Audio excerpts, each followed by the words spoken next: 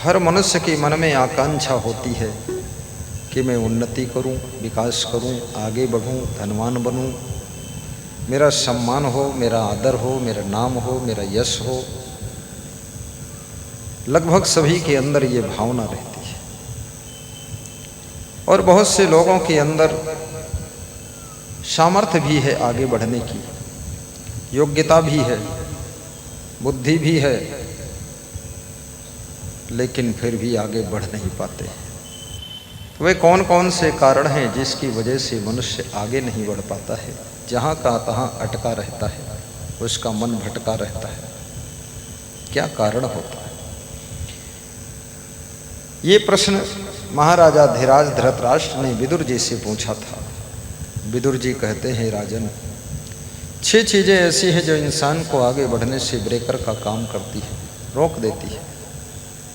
पढ़ा लिखा है तो भी रुक जाता है, अनपढ़ है तो रुक ही जाता है, और जवानी में भी वो आगे बढ़ नहीं पाता है, वो जहाँ का तहाँ खड़ा रहता है।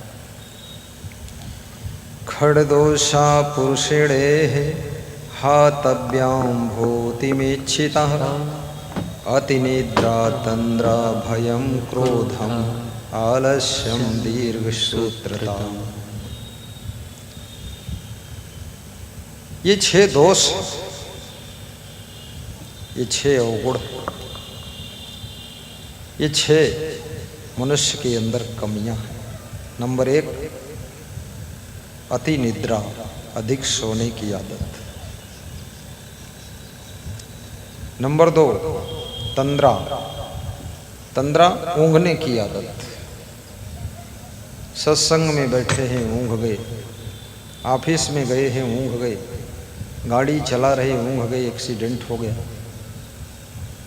ट्रेन में जा रहे, ऊँघ गए, स्टेशन निकल गई, उतरना था ओयल में, पहुँच गई हरगांव, सोच रहे अब क्या करूं, हरगांव से उतर कर फिर इंतज़ार कर रहे हैं, फिर ऊँघ गए तो लखीमपुर उतरे आकर, फिर आँख खुली तो लखीमपुर से फिर चले।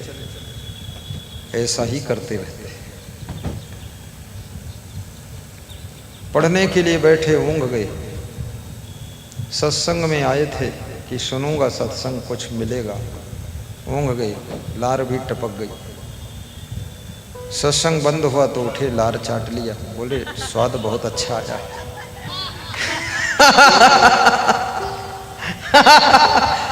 टेस्ट आ गया उनको। किसी ने पूछा प्रसाद क्या था, बोले मिठास थी थोड़ा सा।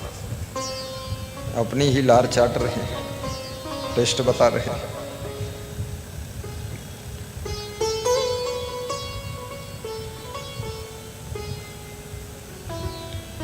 पुलिस विभाग में नौकरी कर रहे हैं, सुरक्षा में ड्यूटी है, ऊँघ गए, राइफल कोई और उठा ले गया। अब अपनी ही राइफल ढूंढ रहे हैं, दूसरे क्या रक्षा करेंगे। मिलिट्री में ड्यूटी है, बॉर्डर पर ऊँघ गए, सर काट के पाकिस्तानी ले गए, धड़ यहाँ पड़ा, मूड वहाँ सो रहा।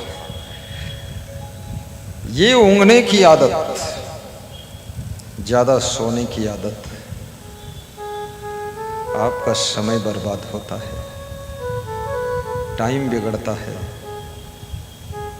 और उस टाइम में जो तुम छलांग ले सकते थे वो भी अवसर आपके हाथ से निकल जाता है।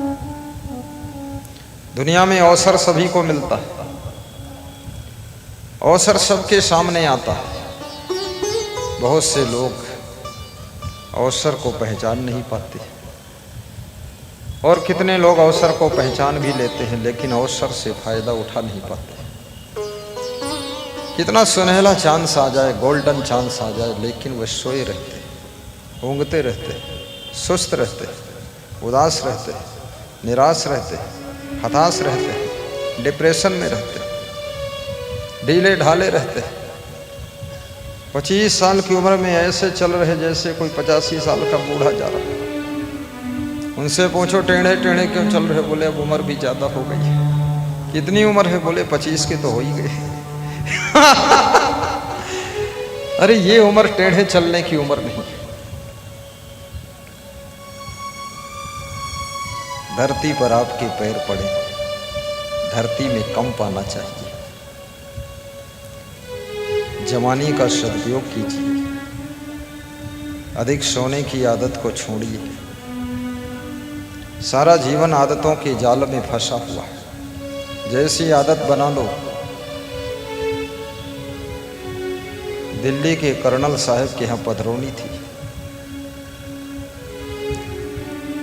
वहाँ से जब मैं लौटा तो गढ़मुक्तेश्वर में उनका फार्म हाउस था, तो उन्होंने कहा कि मेरे फार्म हाउस में रात्रि रुकवा। तो वहाँ मैं गया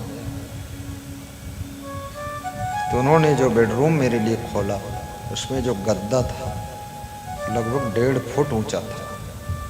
तो उस पर जब मैं बैठा तो उसी में धंस गया, और जो लेटा तो पूरे धंस गया। बोले इस गद्दे पर पहली बार आप सो रहे हैं, सबसे अच्छा गद्दा।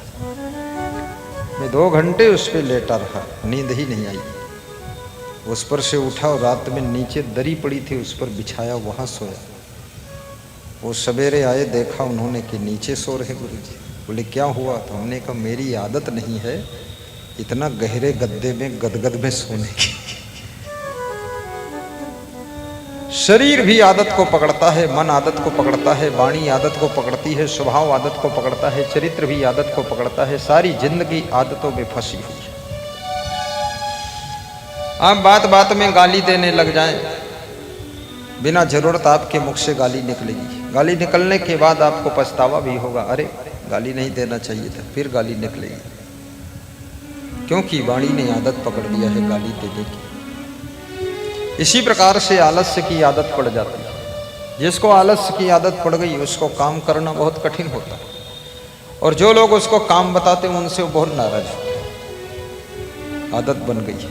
ऐसे ही गुस्सा करने की आदत बन जाती है, लालच करने की आदत बन जाती है, चोरी करने की आदत। मनुष्य एक है, आदतें अनेक हैं।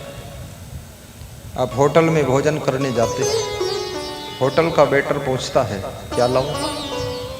सर क्या लाऊं? तुम बोलते हो पूड़ी, पनीर की सब्जी और खीर। सर 5 मिनट वेट करिए। तुम वेट करते हो, बैठे रहते हो। 6-7 मिनट के बाद खीर पूड़ी सब्जी आती है, चुपचाप खा लेते हो। वेटर से फिर बोलते हो जरा चटनी चाहिए। लेकिन वही आदमी जब घर में खाता है, अगर 2 मिनट वेट करना पड़ जाए,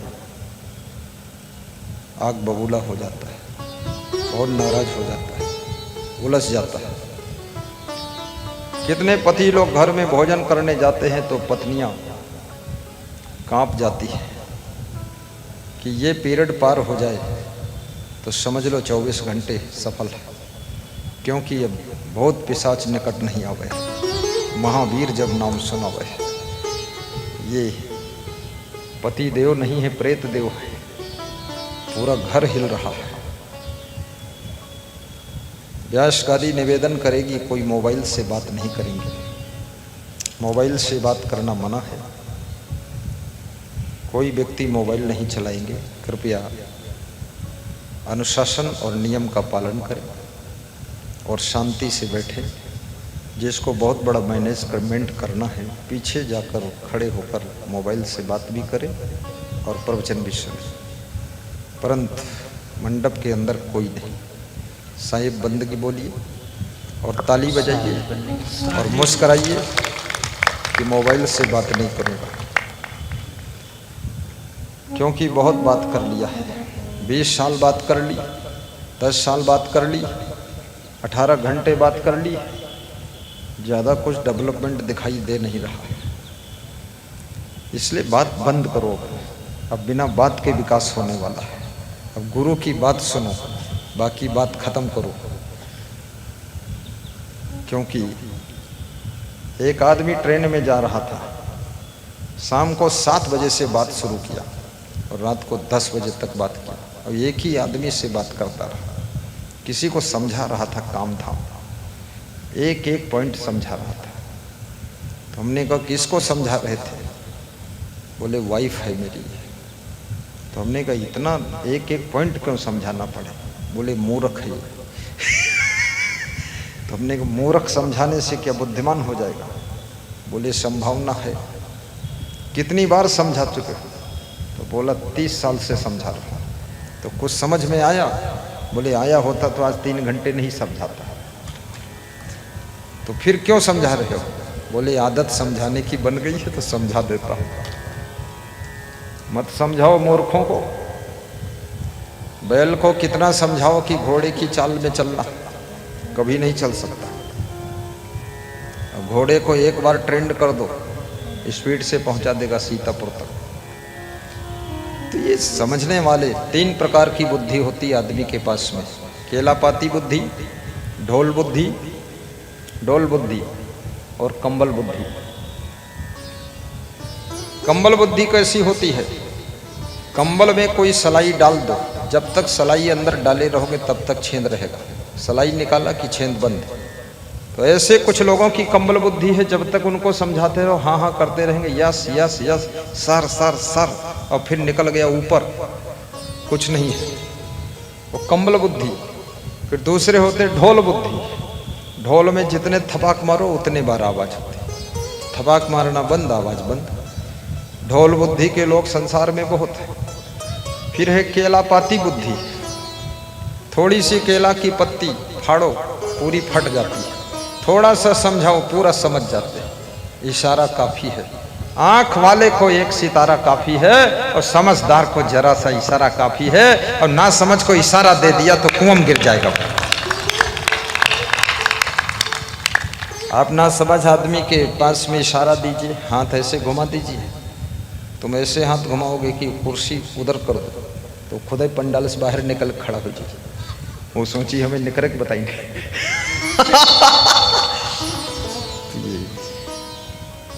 ज़्यादा समझाने की भी जरूरत नहीं, बस हो गया। चलिए समझे की गति एक है। आदतों के जाल को तोड़िए। जितना आदतों से मुक्त जीवन होगा उतना ज़्यादा तुम सुखी रहो। परिस्थितियों के साथ में तालमेल बिठाइए, एडजस्टमेंट करना सीखिए। ताल ठोंक के लड़ने की आदत को छोड़िए, तालमेल बिठाकर काम कीजिए।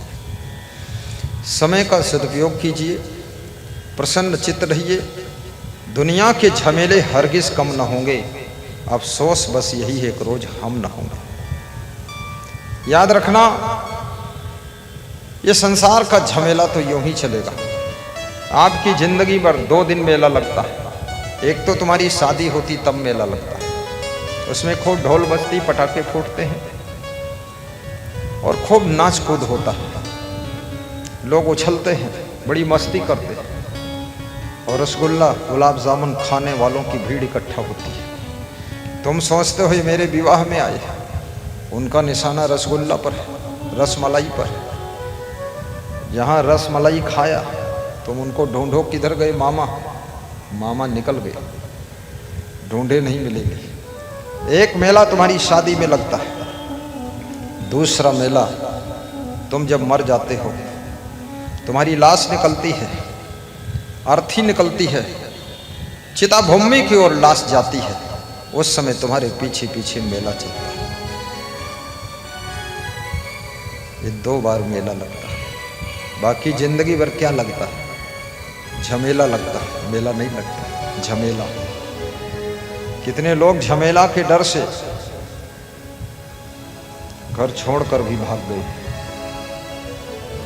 अरे मन ये 2 दिन का मेला रहेगा, न कायम जगत का झमेला रहेगा। अरे मनी 2 दिन का मेला रहेगा, सब लोग दोहराइए। न कायम जगते का झमेला रहेगा। अरे मन ये 2 दिन का मेला रहेगा, न कायम जगत का झमेला रहेगा। हरे मनी दो तिनका गाइए, मुस्कुराइए, मुस्कुराइए कि आप सत्संग मंडप में न कायम जगते का झमेला रहेगा। छूटेगी संपत्ति यहाँ की यहीं पर, छूटेगी गले का हार वो भी निकाल लिया जाएगा, यहीं पर कान के कुंडल निकाल लिए जाएंगे, तेरे कमर पाँव की पायल भी निकाली जाएगी, ढीला रहेगा। गले में जो सोने की जंजीर है वो भी निकाली जाएगी, केवल शरीर जलाया जाएगा, सब संपत्ति इधर रह जाएगी।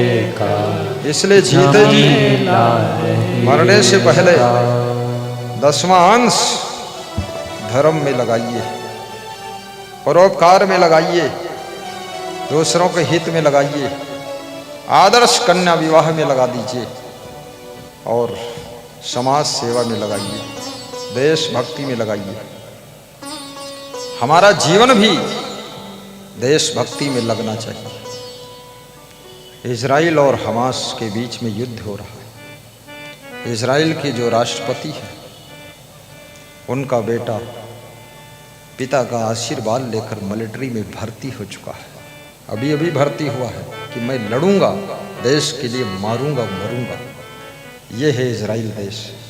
हमारे देश में किसी मंत्री का बेटा युद्ध शुरू हो जाए तो बीमारी का बहाना लेकर छुट्टी लेकर आ जाएगा कि जितने मरने हो मर जाएं, बाद को फिर ज्वाइन करूंगा। लेकिन ये इजराइल देश जिसको कई बार मुस्लिम देशों ने हराने की कोशिश किया और छोटे से इजराइल देश ने सबको परास्त कर दिया। जहां देश के प्रति समर्पण होता है, ये भारत देश इतनी बार टुकड़ों में क्यों बटा, क्यों गुलाम बना? क्योंकि इस देश के अंदर गद्दारों की संख्या बहुत ज्यादा है। ऐसे ऐसे गद्दार हैं, अगर पैसा मिल जाए तो देश के प्रति दगेबाजी कर सकते हैं, कर चुके हैं। जयचंद ने पृथ्वीराज चौहान को मरवा दिया था। ये देश जयचंद से खाली नहीं, बहुत जयचंद रहते हैं। इसलिए भारत देश 15 बार टूट चुका है।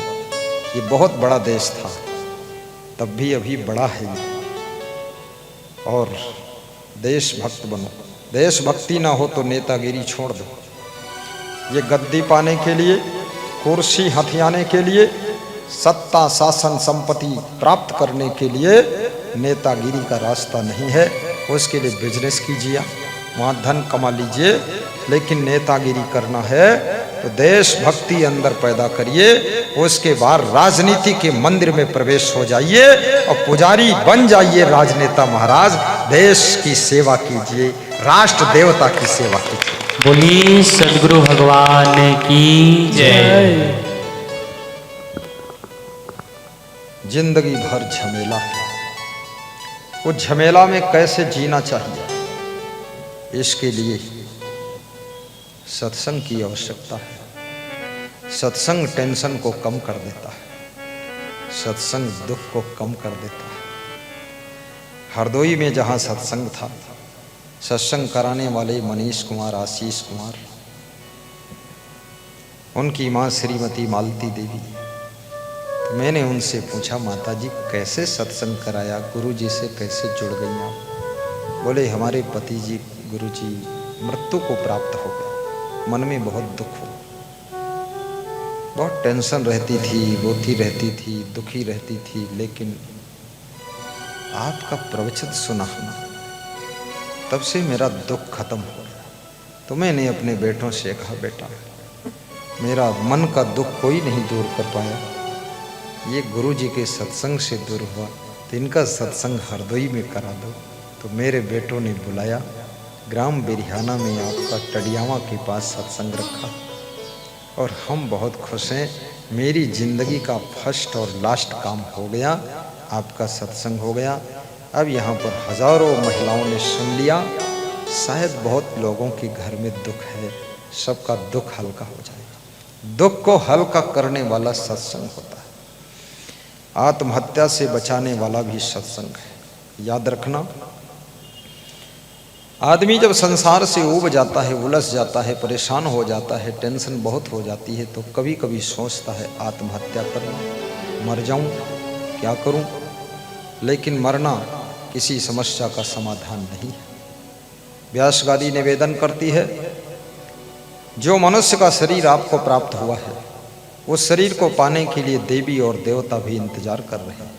देवी देवता वेटिंग में लगे हुए हैं, सोच रहे हैं कब मैं मनुष्य का रूप धारण करूं, मैं कब स्त्री पुरुष बन करके धरती पर जाऊं, मैं भी अपना कल्याण करूं। लेकिन जिनको मनुष्य का शरीर मिल गया है, वो दारू पीने में लगे हुए हैं, जुआ खेलने में लगे हुए हैं, लड़ाई झगड़ा में लगे हुए हैं, बेईमानी चालाकी छल कपट में लगे हुए हैं, और खूब उलझे हुए हैं, परेशान हैं। और देवी देवता मनुष्य बनना चाहते हैं। जो मनुष्य बन गए हैं वही कहते हैं इससे अच्छा अगर जानवर बन के पैदा होते तो शांति रहती। उल्टा पलटा जिंदगी जियोगे तो जानवर बनने की इच्छा होगी, और जिंदगी जीने का सलीका अगर सुधर गया तो दोबारा तुम्हारा जन्म ही नहीं होगा, मोक्ष की प्राप्ति हो जाएगी। सबसे पहले खान पान सुधारी। भगवान श्री कृष्ण से अर्जुन ने पूछा था कि हे भगवान, सब दुख कैसे दूर हो सकते हैं? तो श्री कृष्ण कहते हैं, युक्ताहार विहारस्य युक्त चेष्टस्य कर्मसु युक्त स्वप्नाओ बोधस्य योगो भवत दुखा। हे अर्जुन, आहार और विहार जिसका यथा योग्य है, जो यथा योग्य कर्मों की चेष्टा करता है, अनावश्यक कर्म नहीं करता है, अनावश्यक बातों को सोचता भी नहीं है, अनावश्यक चीज़ों का स्मरण नहीं करता है, और फालतू किसी कार्य में मन नहीं लगाता है, और जो व्यक्ति यथा योग्य शयन और जागरण करता है, कभी जरूरत पड़ी तो रात में जाग भी लेता है, और कभी जरूरत पड़ी थोड़ा दिन में भी सो लेता है, और जरूरत पड़ी तो कम सोकर भी काम चला लेता है, और टाइम मिल गया तो पूरा सोकर नींद को पूरा भी कर लेता है। जिसने सोना और जागना, खाना और पीना, आहार और विहार और कर्मों की चेष्टा को सुधार लिया है, कृष्ण कहते हैं उसके सभी दुख दूर हो जाते हैं और उसके जीवन में सुख शुभारंभ हो जाता है, सुख शुभारंभ हो जाता है। आजकल आदमी का खान पान बहुत बिगड़ा हुआ है। मैंने डॉक्टर मनोज जी से पूछा कल, डॉक्टर साहब लोग बीमार बहुत क्यों होते हैं? तो डॉक्टर साहब ने कहा कि गुरुदेव, खान पान बिगड़ा हुआ है। तो हमने कहा जो बहुत अच्छे डॉक्टर हैं वो इंग्लिश दवाई बहुत कम क्यों देते हैं? बोले इंग्लिश दवाई लीवर और किडनी को डैमेज करती है, इसलिए वो कम देते हैं। तो हमने कहा फिर डॉक्टर साहब? तो बोले मैं इसलिए प्राकृतिक चिकित्सा का भी सेंटर खोल चुका हूँ, और शुगर के बीमार लोग, शुगर वाले जो ठीक ही नहीं होते हैं, बोले प्राकृतिक चिकित्सा 4 दिन उनकी मैंने कर दिया है, शुगर नॉर्मल हो गई, दवा खाना बंद हो गया और हंसते ही यहाँ से चले गए। इसलिए मैं नेचुरोपैथी और आयुर्वेदिक हॉस्पिटल खोलने जा रहा हूँ, ताकि लोगों को बिना दवा के अच्छा कर दूं और लोगों की जिंदगी में आपकी दुआ चलती रहे, दवा की ज़्यादा जरूरत नहीं। वास्तव में तो मैंने कहा भोजन में क्या खाना चाहिए? तो उन्होंने बताया ये जो भी भोजन है सब में यूरिया, डीएपी, फास्फोरस सब पड़ा हुआ है, ये भोजन सब केमिकल युक्त है गुरुदेव, इसको खाकर लोग जरूर बीमार रहेंगे। और उन्होंने ये भी बताया कि अगर यही खाते रहे तो 50 साल की उम्र से ज़्यादा आगे लोग जाएंगे नहीं, 50 में ही 50% मर जाएंगे। वास्तव में कुछ खेती ऐसी भी कर लो, 1-2 बीघा कम से कम, जो गाय का गोबर, भैंस का गोबर डाल करके फसल उगाओ, उसमें कम से कम चावल और गेहूँ पैदा कर लो, सब्जी पैदा कर लो, जो खा करके स्वस्थ रहो, प्रसन्न रहो। क्योंकि शरीर स्वस्थ हो और मन प्रसन्न हो तो जीवन में सुख आता है, और शरीर में रोग बहुत है तो जीवन में सुख नहीं रह सकता। आपका मन हर समय बीमारी में लगा रहेगा। व्यायाम भी कीजिए, हंस करके रहिए। हंसना बहुत कठिन है लोगों को, बचपन में अज्ञान बस हंस देते थे, जब से जवान हुए हंसना खत्म हो गया। बूढ़े हो गए तो हंसते ही नहीं। जबरदस्ती हंसा करो। हंसने से बॉडी के अंदर एंडोर्फिन्स केमिकल बनता है, जो रोगों से लड़ने की सामर्थ्य को पैदा करता है। हंसना घटेगा तो बीमारी बहुत बढ़ेगी, हंसना बढ़ेगा तो बीमारी घटेगी। सासू बहू मिलकर हंसो, बाप बेटे मिलकर हंसो, पति पत्नी बेडरूम में हंसो, माता पिता के साथ में बैठकर हंसो। दोस्तों के साथ में हंसना आसान है, लेकिन माता पिता के साथ में बैठकर हंसना कठिन है। गुरु शिष्य बैठ कर के हंसो। याद रखना, जब गुरु शिष्य बैठकर हंसोगे, भक्त और भगवान बैठकर हंसोगे, जब तुम पति पत्नी बैठकर हंसोगे, तो आपके घर में खुशियों की लहर छा जाएगी, टेंशन सब खत्म हो जाएगी और घर में राम राज्य आ जाएगा। हंसना मुस्कुराना सीखो।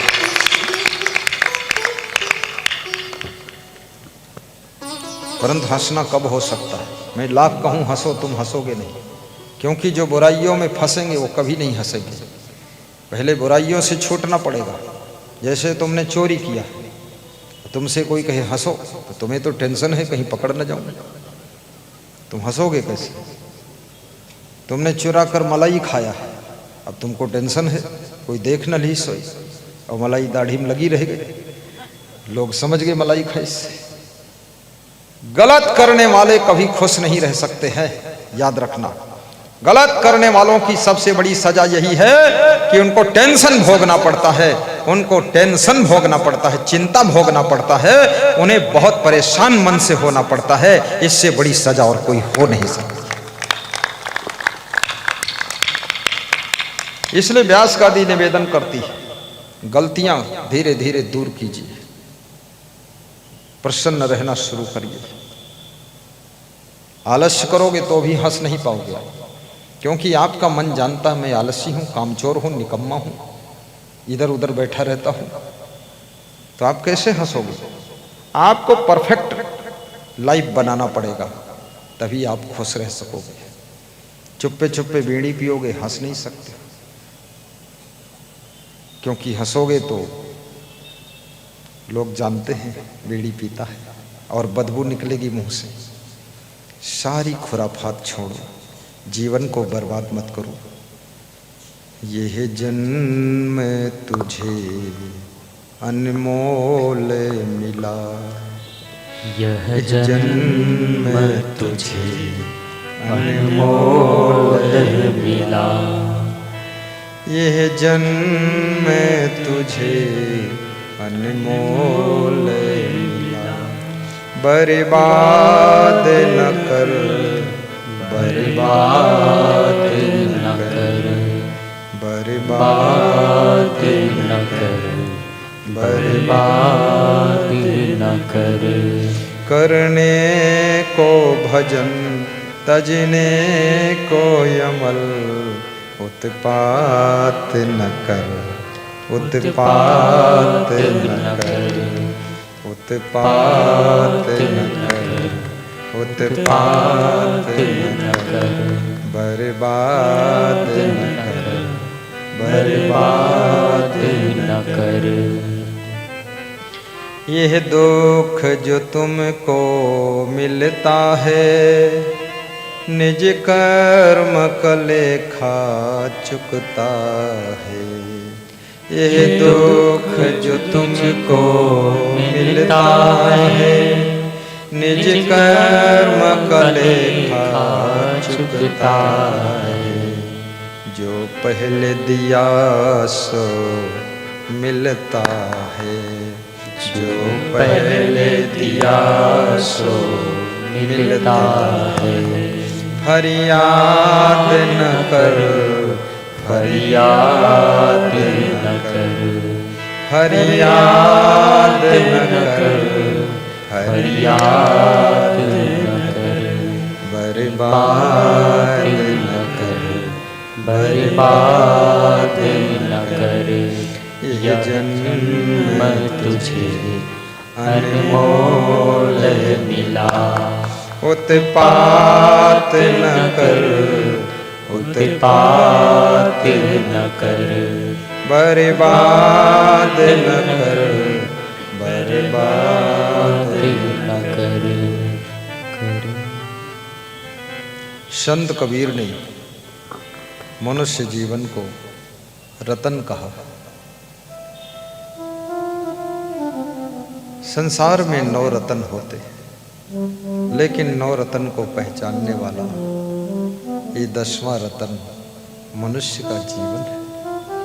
यदि मनुष्य का जीवन न होता, हीरा पन्ना पुखराज नीलम सोना चांदी इनको कौन पहचानता, इनका कौन उपयोग करता, इनकी कौन कीमत लगाता, इनको कौन मूल्यवान बनाता। इसलिए जो रतन को भी पहचान ले और रत्नों की कीमत लगा दे और रतन का सदुपयोग कर ले, वो 10वां रतन ये मनुष्य का जीवन है। इस रतन को भी संभाल लेना। कबीर साहब कहते हैं, रतन का जतन करो। ये मनुष्य जीवन एक रतन है, इसको जतन पूर्वक संभालो। जतन, जतन किसे कहते हैं? जतन इसका उदाहरण है, जैसे बच्चे साइकिल चलाते हैं और हैंडल छोड़ देते हैं और साइकिल बराबर चलती रहती है, मुड़ती रहती है, गिरती नहीं है। ये हैंडल कैसे संभला है?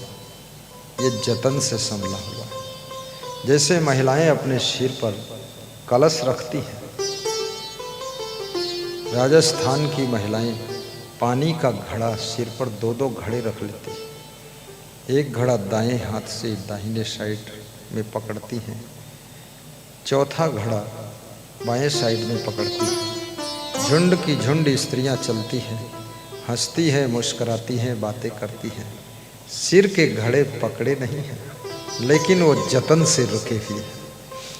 बच्चे हैंडल को पकड़े नहीं, पर वो जतन से रुका हुआ है। ऐसे ही आप बिजनेस करते रहो, सर्विस करते रहो, हॉस्पिटल चलाते रहो, लेकिन अपने जिंदगी के घड़े को, जिंदगी के कलश को जतन पूर्वक संभाल कर रखो।